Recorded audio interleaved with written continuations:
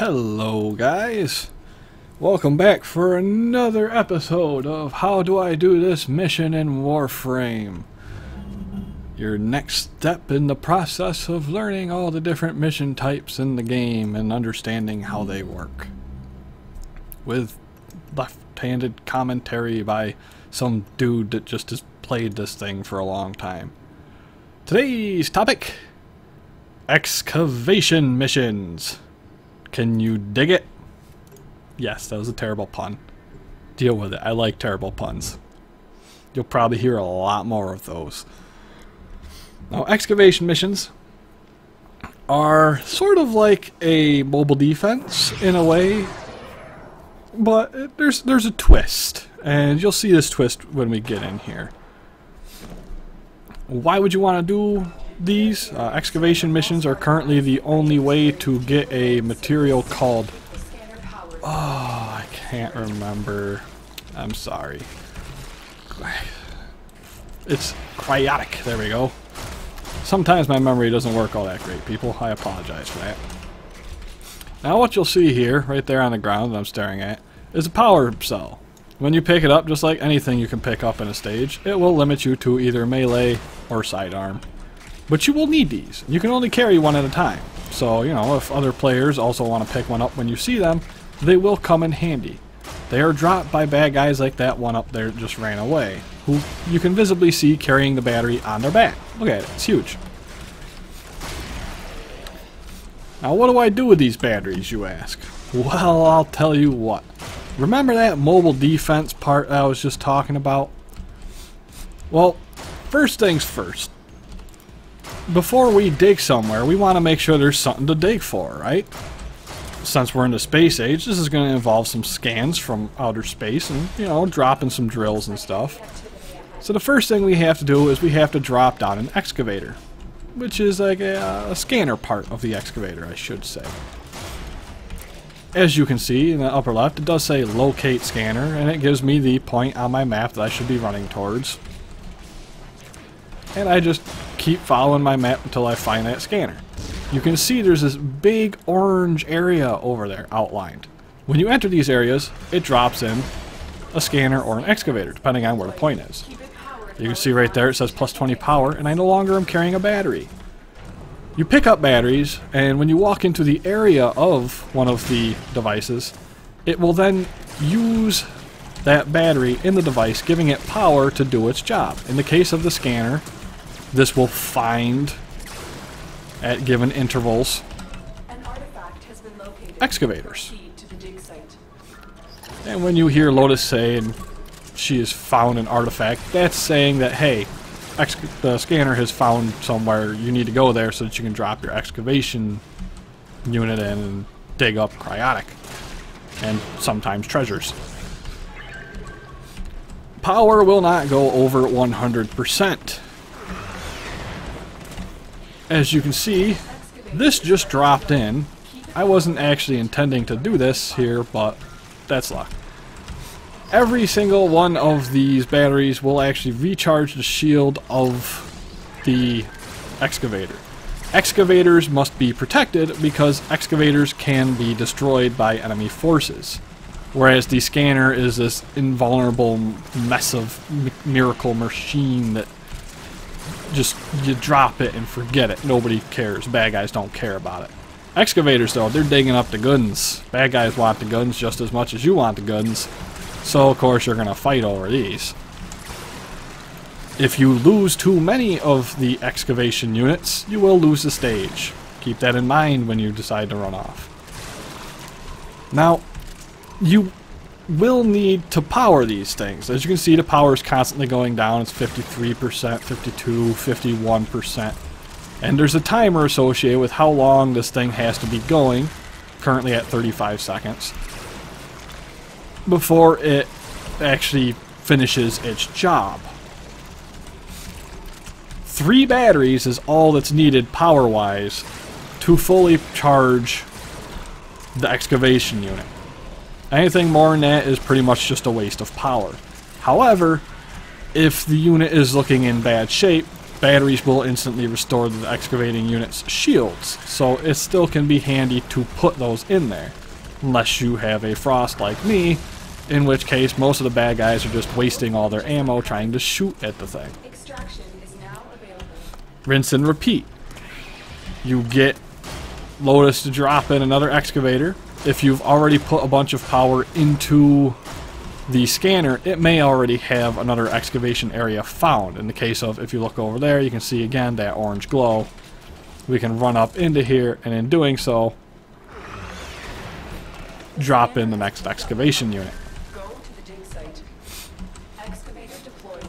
Protect the unit. Anytime after you've successfully done one, you can leave. Of course, the longer you stay, the more cryotic you will end up getting, because each drill will net, if I remember correctly, up to 100 cryotic, which you can also see at the top of the screen how many of those you have. In my case, we have gotten 100 cryotic so far. If the enemies destroy our drill because they are dastardly fiends and don't like us having nice toys, you will not get the full 100 amount of cryotic. So, assumingly, you will get whatever percentage it's at. So, you stay and you protect these drills, and you rinse and repeat this for pretty much as long as you can stomach it. Much like a defense or a survival mission or interception mission or any of those kind of like endless missions, enemies will continue to grow stronger the longer you're here and doing the mission. It's something to keep in mind. I mean, you know, bad guys have nothing better to do, and they don't really like being told to cool off. It's not so bad, though, because cryotic isn't really necessary for a lot of things. There's some clan tech research that's necessary for, and some of the Warframe parts, I believe. If you want to use this nifty little freeze ray gun that I'm toting right now, it is cryotic heavy to get.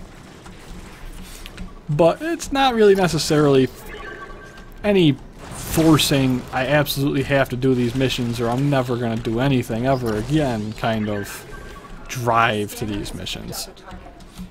That being said, especially with a frost, it becomes easy enough to do that you can do it solo. So it's beneficial in the sense that you can still play this thing even if you're not one of the kind of people that likes hanging out with a bunch of other players when they're doing stuff. You know, even if you like turning a cold shoulder to other people, you can still have fun in this mission. Or at least play the mission and get the cryotic. Sometimes you'll get events where you do have to do these in order to obtain certain items or whatever. And that is something that you can keep in mind a little bit. But for the most part, it's nothing super huge. Some missions like to make you do these in order to unlock blueprints for different parts. Like I believe one of the Archwing missions, in order to actually obtain the Archwing parts in the quests, you end up coming into a excavation mission such as this. And in those cases, you will definitely see the rewards popping up in the bottom left where you would normally see rewards pop up, like when you pick up mods and all that. So if you're there with the intent of, oh, I need to get, you know, Odonata wings or systems or whatever, you can see that as you go and kind of keep track of things. So what's the benefits? Relatively simple mission type. It is a defensive one, so it's going to be easier for certain other frames and harder for different ones. But it is also a mission that you can do solo. It's a little more lenient than a normal defense mission, because although you do need to go out and get the batteries in order to continue the defensive process, if one dies, it's not game over. You don't have to be like, oh no, the one thing is gone. Now I'm never going to be able to complete the mission and I have to do it entirely over. It's a little lenient. You can lose one or two of these things and still keep going. Tower 1 sabotage key is what I just got for that. So that'll be a nice little demonstration of where you get it. So you do actually gain mods every time, or items, whichever things it happens to want to give you, for doing each one of these. So the benefits are there because it is an endless thing. You're fighting a lot of dudes. You can get a lot of affinity from all the kills. You've got all these defensive objectives, so most of the bad guys will come to you. You don't really have to worry about a stage health bar like you do in survival missions. It's just each individual node requires a little bit of safekeeping. You can leave anytime after the first one just by running to extraction. Other players can make these easier because, of course, the more players, the more people defending or splitting up the tasks, so to speak. For instance, I might be on defense duty protecting our friendly neighborhood drill, but somebody else might be going out and grabbing the batteries and bringing them back to the drill. Meaning I can focus entirely on just protecting the crap out of that drill. And somebody else can focus entirely on just running around slaughtering all the enemies that they want to get the batteries to charge the thing. Teamwork. Now, of course, it can be difficult for one person, especially if you don't necessarily have a frame well suited for the defensive archetype, like Frost here. On that note,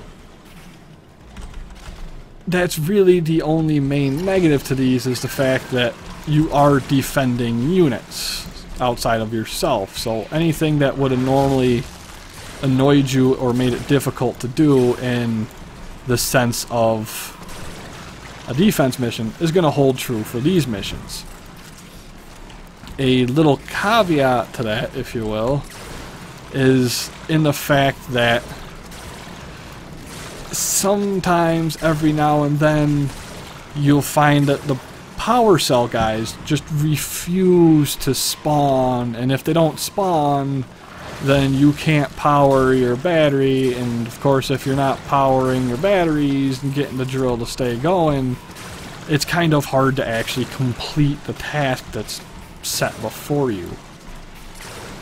Also, the longer you stay, the harder the enemies get, and of course the harder the enemies get, the harder it's going to be to keep your objectives safe, especially while running out to get things. One of the potential problems you can run into while playing with groups is overzealous drill dropping. Everybody likes, you know, drilling things, I'm sure. They just love to drop drills and, you know, pierce the ground as much as they can. And drill straight through the heavens as they do so. But it's also a case of the more of the drills you get dropped at once, the harder it is to protect all of them from the various numbers of bad guys that keep spawning. If I have 5 drills down and there's only 4 players in the game, that leaves one drill rather unprotected, or somebody is doing double duty to try and protect the drills. Couple that with having to actually go out and get all the cells to make sure they still have power, and you could see where things can go relatively south quickly if you have a group that's a little bit overzealous or doesn't quite understand how things work. And honestly, of the mission types out there, this is one of the few that I can really see people not really quite understanding as well as they could, and because of that, things getting complicated. Because you have the scanner, which in order to keep drills being located, you have to keep the scanner charged. But the scanner doesn't take damage. You don't need to protect the scanner. Which is kind of counterintuitive to all the drills that drop, since the drills do need protection. But they also need batteries. So there's a lot going on in this mission type compared to other ones. So it could be kind of a tricky to pick up one, on top of the fact that it's a defense mission, incurring all the penalties of difficulty that a defense mission incurs. I think that that is actually quite enough of this for now, as we've gone over pretty much everything that really needs to be gone over. It's not really as straightforward as some of the other missions out there. It's not necessarily super hard. I mean, of course, you know, the further in you go and the further the planets, the harder it gets. But for the rewards you're getting, difficulty isn't really all that much there. Every time you get one of those things completed, you will get 100 cryotic, and you will also get a mod or a resource or a part, whatever it feels like giving you. So the rewards are there.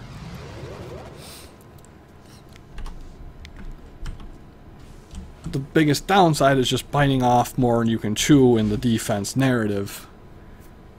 And again, for warframes, anything that would be good in a defense mission would be fine here. Frost Pine, wonderful with snow globe because you can pop it around the drills, and if it's around the drills, bad guys can't attack the drill until they get through the snow globe by destroying the snow globe or literally walking inside the snow globe. So it gives you that extra buffer of defense for the drill. And with something like that, it makes it a little easier to go, okay, even as a solo player, going, okay, I'm going to go out and grab a battery for this thing, because I know it has this barrier around it, so it'll survive for me to go as far as that battery I can see right there and bring it back. Likewise, a Nyx can cause chaos, and that could distract people, and they might potentially decide to not go after the drill, although if they are close enough, they will go after it anyways. You could use, say, Vauban. You could have Vauban dropping his traps and stuff around to kind of block people off. You could have a Volt putting shields around it to stop people from attacking it. You could find somebody like a Valkyr. She might be really nice for running out there and grabbing batteries, because she can get her health back if she starts taking too much damage, and she can take a few hits even though she has practically no shield. Whereas something like a Volt could also come in handy for getting batteries, because he can use speed, which amps up his speed and you go places faster. Trinity could keep groups alive longer and keep them with energy, which would work very well in conjunction with somebody like the Frost, because it would fuel his snow globe capabilities, so we could just keep those snow globes down. Likewise, you could go the more attack-oriented route and get something like a Ember, and use her walls of fire and her world on fire moves to just kind of try to take out as many enemies as possible without having to go too far, or while going far, depending on if you're searching for a battery or not.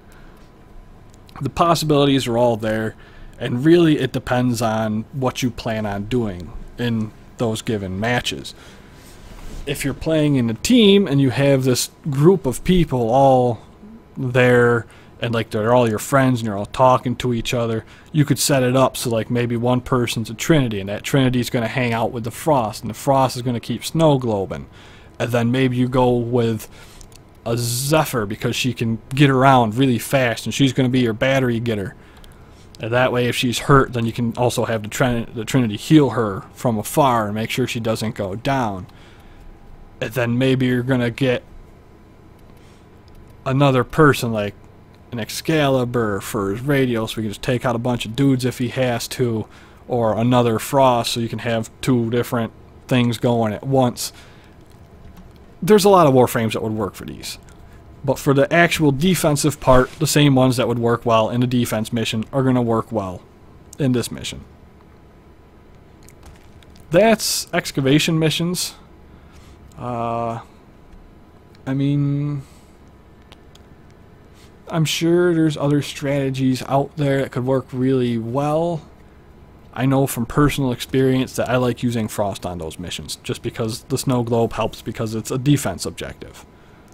They are definitely easier with more people, particularly if they kind of understand what's going on and you know how many drills you want to be down at once, because you don't want to have too many drills.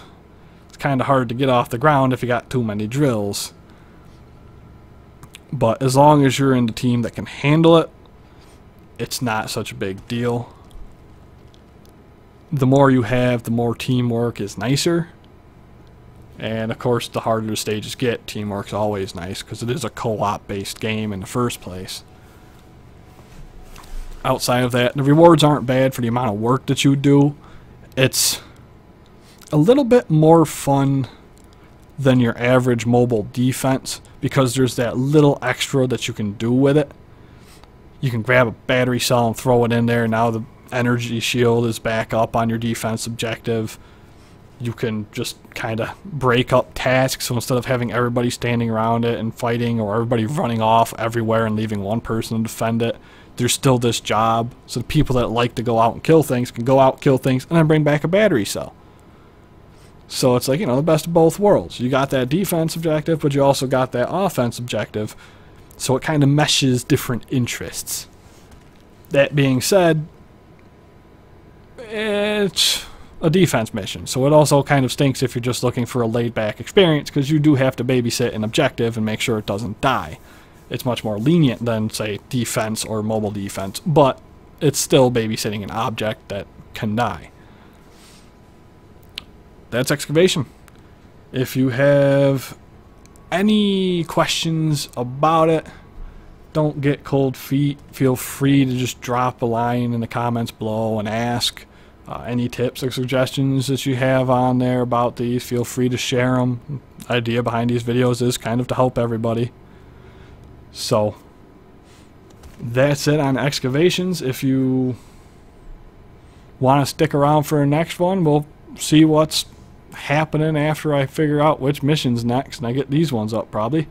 In the meantime, keep on drilling.